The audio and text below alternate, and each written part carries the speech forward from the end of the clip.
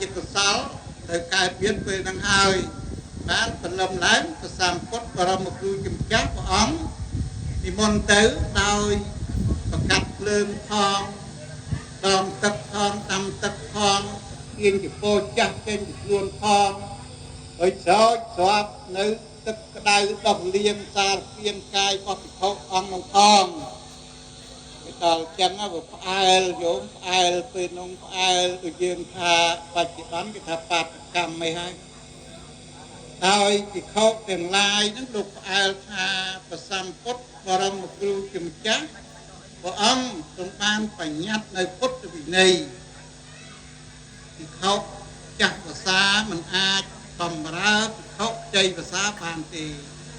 ចុះហេតុម៉េចព្រះសម្ពុទ្ធបរមគ្រូជាម្ចាស់ព្រះអង្គបែរជាមកបំរើអន្តេវាសកអន្តេវាសកៈគុណស័ក្តិរបស់លោកទៅវិញ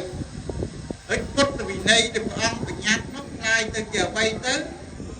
បានព្រះសម្ពុទ្ធបរមគ្រូជាម្ចាស់ព្រះអង្គលោកបានពន្យល់ថាតថាគតធ្វើនេះគ្រាន់តែប្រកាសវិស័យតែរឿងហ្នឹងវាមានរួចមកហើយបានភិក្ខុសង្ឃហ្នឹងអង្គមទូសួរសក្កន្តេភគវាបពិតព្រះអង្គ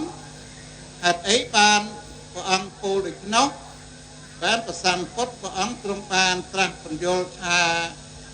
ភិក្ខុអង្គនេះពីដើមមកគាត់ជាព្រានជានេសាទអ្នកចាប់សត្វស្លាបដើម្បីយកមកផ្ដាច់ជីវិតធ្វើជាអាហារផងលូកដោចិញ្ចឹមជីវិតផងជារៀងរៀបប៉ុន្តែពេលសម័យថ្ងៃមួយនោះមុននឹងចូលទៅបានស្ពាយបាយមួយចំអែតទៅជាប់ជាមួយផងដែរចៃដន្យនេះទៅជួបនឹងព្រះសង្ឃមួយអង្គដែលគង់នៅក្នុងទីព្រៃដែលលោកវង្វេងមិនអាចរកទិសចេញពីព្រៃបានហើយលោកដើរលែងរួចហើយវាកំចាំរួចដែរព្រោះអត់ចំហាននឹង7 8ថ្ងៃហើយនោះព្រានហ្នឹងគាត់ពិចារណាថាបើប្រគេនបាយនឹងទៅលោកឆាន់ទាំងអស់គាត់អត់កម្លាំងយកលោកនឹងចេញវាលមួយទេបើសិនជាគាត់ទទួលទានម្នាក់ឯងទាំងអស់កម្លាំងលោកក៏មិនអាចនាំប្រសងនឹងចេញវាលបានដែរ